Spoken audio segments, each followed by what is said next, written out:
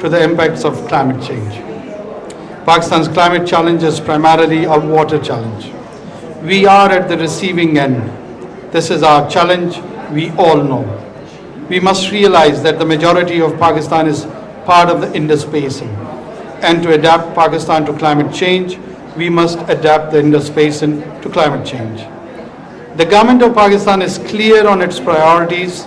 With Living Indus, this umbrella initiative emerged from extensive consultations with stakeholders, resulting in a set of 25 living interventions that emphasize nature-based solutions and ecosystem-based adaptation approaches.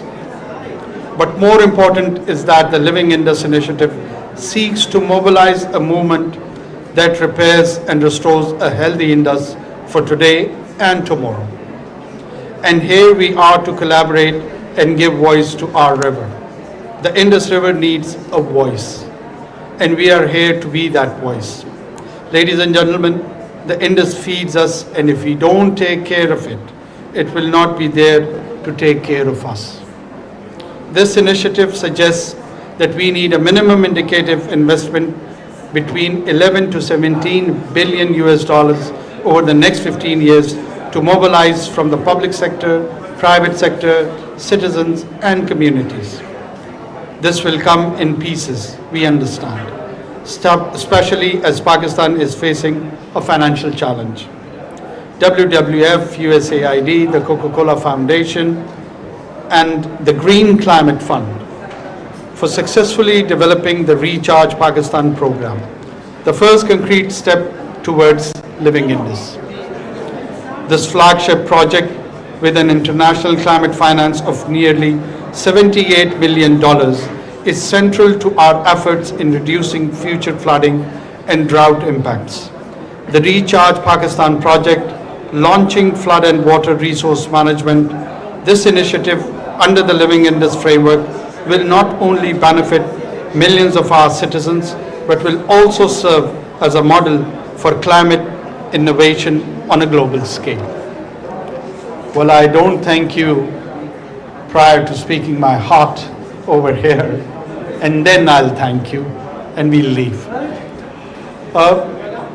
This entire journey to be here and participating in COP28 has been an amazing one for me personally. Well, the science is there. I've been hearing about global warming, climate change, and started reading about it, learning it from people like Dr. Adil Najam and many more, listening to it. The discourse around climate change, I feel, is matured a lot. We have, and under the umbrella of the science, empirical evidence is the buzzword. The science is there to guide us, lead us. And whenever there are such initiatives to respond to such challenges, there is a material aspect and part to that. We're talking about $2 trillion or $3 trillion. Some say up till 2030, some say maybe a year or so. One aspect which I feel is missing is the opposite of the science, and that is arts. Where is the aesthetic part to climate change? Where is the emotional investment with climate change? Well, we do have and aspiring to have $2 trillion investment to promote the implementation part of the climate change. But there are 8 billion souls which needs to invest emotionally in that realization. That I feel is bit the missing link. Missing link in our poetry, as Dr. Adil was indicating, missing from our folklores, missing from our music, missing from our rituals, missing from our languages. The people either on the west of Indus when speaking Pashto or Baluchi, and someone on the American continent expressing themselves in the indigenous tribal languages, and how do they view all of them? This one initiative of not putting a plastic bag do not require $1 trillion investment. All it needs is an inspiration, a thought, where I feel the emotional part or the investment part is a bit of missing link. Are we thinking on that side?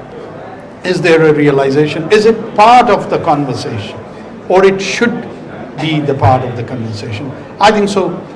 We should bring in all the nuance which is very much needed.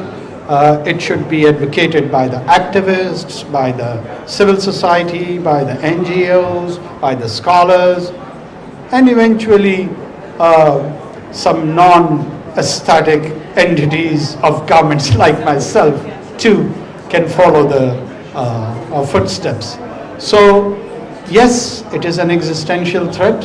There is all the conspiracy theories revolving around that idea that it is just a hoax created by experts like Dr. Adil has been buried, and they are all in the grave, and he's just a living and dignified example, just like our Living Indus initiative, and the rest is gone.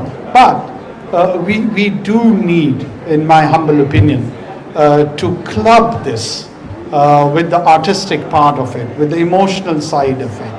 And it all seems more mechanical, it seems more ritualistic. People only talking about the project terms, people only talking about the frameworks, people only having conversation around these ideas, which probably is needed and required, and I am not against such structured approach at all. But we human beings, we want fun, we want color, we want festivity. So there has to be something created around this whole idea of implementation. And this is one area which I feel that I should express my thoughts, what I think about it, and let's all become committed climate change global citizens. We have to have a new form of order which has a status of religion associated with climate change, with diversified faith groups, with diversified ethnic groups, with diversified linguistic groups.